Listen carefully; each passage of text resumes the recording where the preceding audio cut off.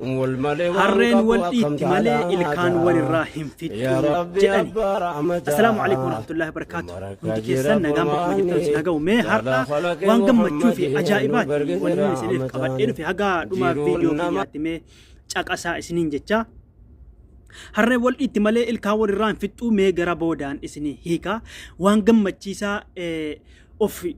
qolannaa rakkootii fi ofii rakkoo jalaa baasuu maatii ofii rakkoo jalaa baasuudhaaf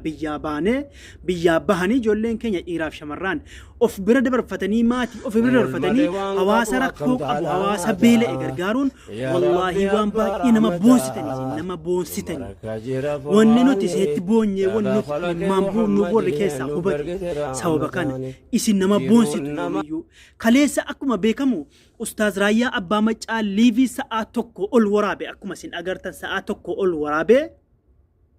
birrii guddaatu bu'e jiratti. Oromoon birrii guddaa buuse biyyoota addunyaa garaagaraa keessa. Sabni kiyya hin beela'inii lammiin kiyya hin beela'in miskiin hin beela'in maallaqa kiyya kanarraa on sadaqaa baafadhe guyyaa qiyaamaa gaaddisa naaf ta'a. Dabalataan immoo asittis miskiina gargaaree rakkoo keessaa baase jechuu yaade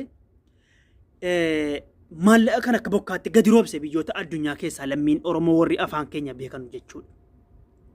Keessatti warri tokkoffaa bahe ijoollee Jimmaa Abbaa Jifaar tokkoffaa bahe itti aanuudhaan Oromiyaa keessaa biyya seena qabeettii biyya yeroo ammaa boombiin jalaa fi irraan itti roobaa jiru biyya wal waraansi keessatti hammaatee jiru. Juntaanii fi mootummaan federaalaa achitti xiyyaaraa fi meeshaaleen gurguddoo achitti wal barbadeessaa jiranu walloon lammaffaa baate rakkinuma sanaa wajjin miidhamuma sanaa wajjinu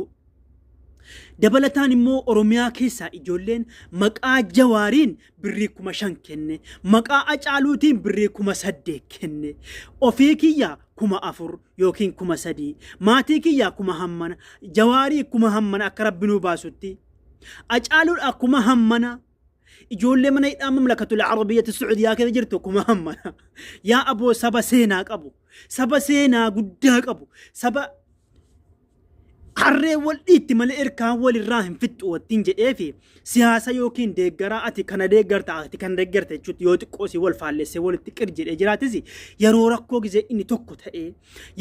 tokko ta'ee wajjiniin beela keessaa nama baasuu walitti duunu wallaahi nama boonsitanii wallaahi nama gammachiiftani engedda angan gubadhee imimmaan koo dhugaa oole warnaa wajjin bossanii hadha garuu gammachuu kiyya isinitti baafachuun dhufe gammadeetan isinitti baafachuun dhufe kaleessa Raayyaa Abbaa Maccaa birrii guddaa guure Ustaaz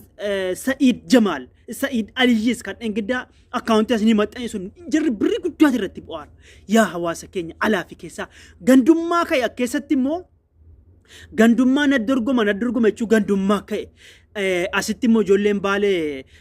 naannoo sana ta'aatu calluma jechuun keessanii nama antinaa jedha haa ta'u rakkoon qabu gandummaa ka'e kana keessa Jimma dura bu'e Wallootti taanse Harargeetti taanse jarri ka hammeerre ganda keessan dura buufadhaa ka yaani dorgommiidha yeroo sahaabaa rasuulaa yeroo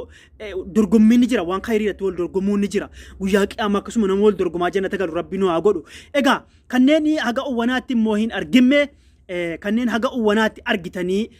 maallaqan erginiif erguudhaaf yaadaa jirtanu akkaawuntii Raayyaa Abbaa Maccaa tokko duwwaa 9 takka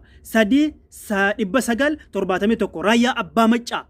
gamtaa Oromiyaa irratti dubbi godhaa hamma qabdanu maqaa feetaniin maqaa Acaaluu yoo feetan maqaa Jawaar yoo feetan maqaa hidhamtoota Suudi Arabiyaa yoo feetan maqaa lammii Oromoo yoo feetan maqaa haadha keessanii maqaa abbaa keessanii sadaqatul jaariyaadha kun guyyaa qiyaamaa gaaddisa isiniif ta'a obboleewwan kiyya galatoomaa guddaa yaa Oromoo hedduun isin galateeffadha wallaahi hangan dheengidda boo'e agartan hangan dheengidda boo'e mimmaan buuse har'ammoo gammachuu fi mimmaan buusuu ka'e egaa gammachuun nama boo'isa akkuma isin beektanuu egaa biyya keenyas biyya nagaa rabbiin nuuf godhu wal waraansi walloo keessatti hammaataa dhufee jira Affaarii keessatti hammaataa dhufee jira Affaariin keessaas buqqaanii dubartoonni